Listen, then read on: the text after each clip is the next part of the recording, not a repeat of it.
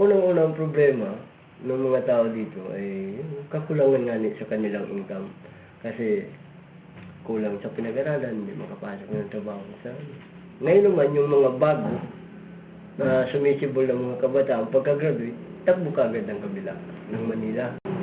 Kasi wala naman dito pa masyadong mapapasokan. Kaunti naman dito ang pwedeng pagtrabahoan. Kaya ganyan, babalik lang sila, nagdadami lang kami dito pag yung piyesta, Pasko yan, mahal na araw yan. Karang nakatatak na sa aming isipan yan. Na ang muro yun ay talagang, yun ang makikita namin pagdating ng mahal na araw.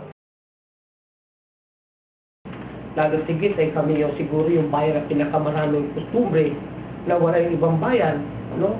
Ang Milyones, ang Kanga Festival, ang Puto, ang Flagellants, marami pang iba. Tulad pag Pasko, kami puso at tala dyan. Yung mga bagay na yan ay kung ating namin maliliit na bagay pero napakalaki ng kahulugan. Kaya hindi dapat siyang mawala, hindi dapat siyang paguhin, but dapat ng pagyamanin. Una, yung pagdiriwang ng mga Santa Fiesta, yan. Halos buwan-buwan kami dito may fiesta, may mga irmanahan kami. Oo. All religious in nature. No. Pagdating naman ng Kwaresma, mayroong buling. Yun ang, kaya may buling, unity of church and state, na yung mayor ang unang mapahid ng pabangulo sa panumpari, handa ng pagalang niya kay Kristo. No? As the father of his soul. Yung araw na yun, yung Martes bago mag-Miyerkules de Ceniza, o yung Ash Wednesday na natawag, yun na rin ang katapusang pagsaya ng tao nung una dito. Kaya lahat ng mga masasaya, yun ay matatapos na ng Martes ng gabi. No? At pasok na ang Santa Kwaresma, bawal ang tugtugan, bawal na mga instrumento, makikinig ka ng pasyon. Pero literon parang nawala na. Yan. Pero yung buling naroon pa rin siya. At yung katapusang pagsasaya sa loob ng simba, naroon pa rin siya. Uli naman siya ay kapag buhay ng Diyos. Pagsabat ng Gloria.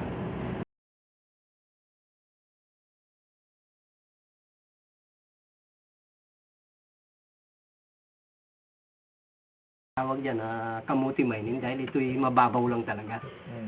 Doon sa taniman niya ng balinghuyan, kamutihan, ay habang siya naghuhukay ng ganun, na will know naman sa kanila yung batong kinakapitan ng minerals, ay paghukay nila ng kamuti, nandun din yung yung bato. So talagang parang itong itong minerals na ito, talagang parang bigay doon sa amin na taga rito na sa barangay na ito. So parang ito, nailihan tulad namin nga doon sa paghuhukay lang ng kamuti. Kaya ito, tinawag namin kamuti mining. Ito naman ay tinawag na guerrilla mining noong nalaman na maraming nakakaalam na kami nakakakuha dito. Hindi nung nagresponde yung mga otoridad, yung ating mga kapulisan, yung mga nahuli na, ayaw na ulit na mahuli. So, ginawa nila na ito na parang buhay guerrilla. No, kung kailan libre, kung Sabado at Linggo, doon naman tumitira yung mga minero. At pag may nakuha pang mas magandang minerals, binabalikan nila sa gabi. So, ito tinawag na rin namin na guerrilla mining.